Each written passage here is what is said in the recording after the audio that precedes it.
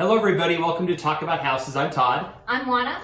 Okay, so today we're going to talk about the Las Vegas housing market and the Las Vegas employment outlook and how the makeup of jobs has changed over the last 20 to 30 years and what makes Las Vegas special for that reason. Okay, so let's start with the housing outlook.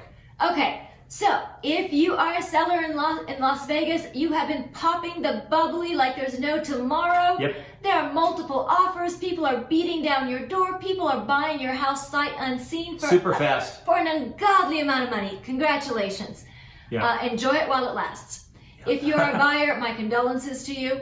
Not only are you paying top dollar for homes, but interest rates are going up and you just can't seem to catch a break. My condolences. If you are a renter, again, not a whole lot of inventory out there, you're having a hard time too. My condolences. If you're a landlord, congratulations, enjoy it. However, there's a downside for you landlords, as you know. Not everybody's paying you rent. Yeah, that's true. And on top of that, the legislature is currently in session, so nothing is safe, people. Watch out. All right, Okay. that's the fun bit. So let's talk about the economy a little bit. Yeah. So right now, homes, the median home price in Vegas right now is $201 a square foot, which is a ton of money for those of you in other markets, and you think that's pittance. Well, for us in Las Vegas, that's a lot of money. Yeah, it's a ton. It's a lot of money. And it's a lot of money, particularly at a time when in the Las Vegas area, in Clark County, our unemployment rate is at 10%. Now, 10% is high no matter where you are, and for Vegas, that's really high. It's not the same throughout the state. If you're up in northern Nevada, the unemployment there is about 6%, so they're doing a little bit better. But down here, it's 10%. And a lot of that is, of course, as it is across the nation, because not everything is open, and what is open, it's not 100% open. We are a tourism-based economy, and conventions are not back yet. Unless you're driving in, flying is still not that much going on. As much as we'd love to see people fly in and visit us, there's not quite that much going on. So it's mostly our California neighbors that are visiting us. So tourism is not what it's been, certainly not international tourism, which we're well known for. Yeah, but Las Vegas, though, historically, Las Vegas was almost all tourism. Yes. Like the percentage of jobs that were either tourism or directly related to tourism in the 70s was about 50%. And then the other 50% really just were to serve the population of the city and Nellis Air Force Base. That was really it, right? Yes. But that's changed. I mean, it's really only about a quarter, even though we have about 500,000 people or whatever that it takes, including families that support the Strip and everything. Right.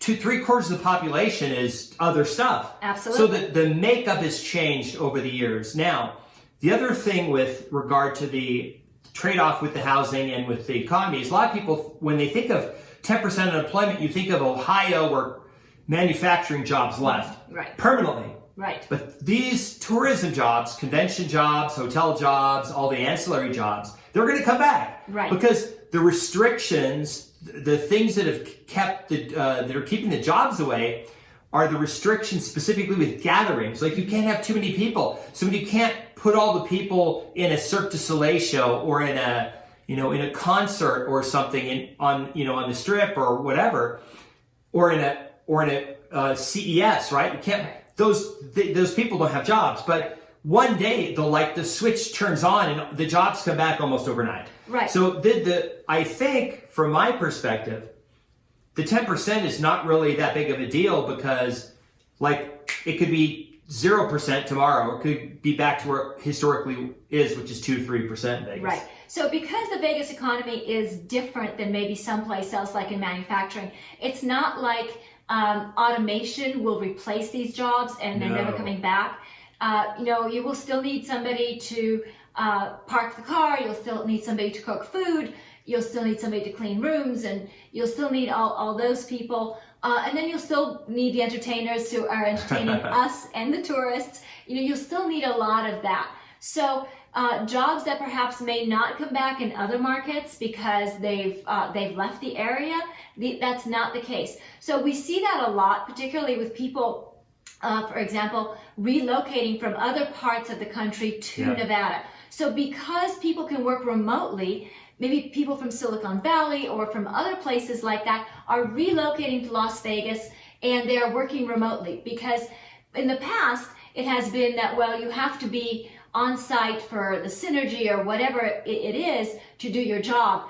But a lot of employers have now gotten used to their employees working remotely. Okay. So now these employees are choosing to move to places like Las Vegas because of things that we've talked about in the past, such as no income tax, low property taxes, low cost of living, and so on. So these people are moving here. So not only do we see that the jobs that were lost will come back, but we also see a lot of growth from people relocating from other parts of the country to Las Vegas. So we do have a good outlook for Las Vegas, a lot of growth, and probably increase in property prices going forward, even though we have a lot of price increases and a lot of some interest rate increases and that sort of thing. I still see Las Vegas doing well as far as property values. Yeah, I mean, so there's certainly like this temporary little bubble that people are in, but keep in mind the fact that we're only talking about a small percentage of homes that are transacting. Because the reason we have that is because people aren't selling. So I had this thing where, okay, if you think the real estate market is oversold, sell your house and rent. Why won't you do that? Oh, because I think it's still going to go up. Because what's going to happen is you have all the Silicon Valley people who move to Las Vegas. Right. And they have all, they work for companies in California. Right. But they live here now and they make a ton of money compared to, so they can now afford these homes. That's another thing that nobody's talking about, is the home prices are based on the jobs here, and the jobs here tend to be decent paying casino jobs. These tech jobs pay more. Right. And so you have these people who have flooded in. The other thing people don't always take into account is the military presence here has increased because of Creech, and they fly all the drones out of there all over the world, and that's a growing thing. So we have more military people coming to town. So we're at a point where in 2022, or maybe by the end of 2021, we're going to have more people and more jobs than we had at the beginning of 2020. So you've got this short-term thing where people aren't working and prices are going up and everyone's scratching their head going, why does this happen?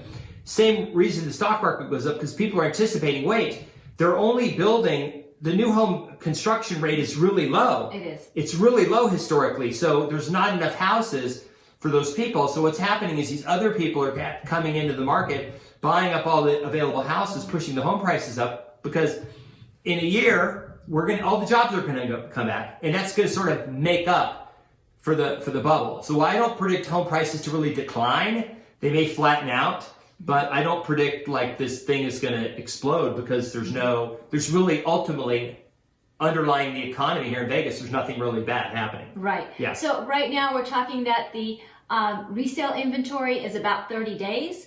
And as far as new home builders are concerned, they're basically sold out. Some are only taking interest lists. Some are actually doing lotteries. So they're taking their interest list and saying, okay, we have 300 people on the interest list and we only have 30 lots. So we're going to do a lottery for you, 300 people.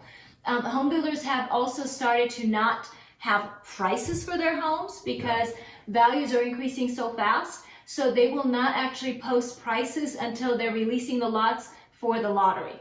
Yeah. So now some of you who remember 2005 and 6, completely different scenarios today. Yes. The scenario then was ridiculous lending. Anybody could get a loan. A cocktail waitress could go buy 5 houses, right? Everyone here knows somebody that was a cocktail waitress that bought 5 houses because they were told, buy the 5 houses, in a year we'll sell them and you make $100,000 in each one. So then the builders saw the people buying, and the builders overbuilt. So you had 2 things happening at the same time. You had builders overbuilding, you had people speculating. This isn't really a speculative market. People aren't getting the multiple loans because they can't. Those subprime loans and speculative loans don't exist. And that was the biggest impetus. And if you saw the movie The Big Short, that was really it. Right. Yeah. So the bottom line is Vegas real estate market is in good shape at the moment. And if you own a house, good for you. If you don't, best of luck getting one. And if there's anything we can do for you guys, please put in the comments below, and we'd love to help you out. Please subscribe, hit the notification bell, leave us comments, and we'd love to hear from you. Thanks for tuning in. Bye.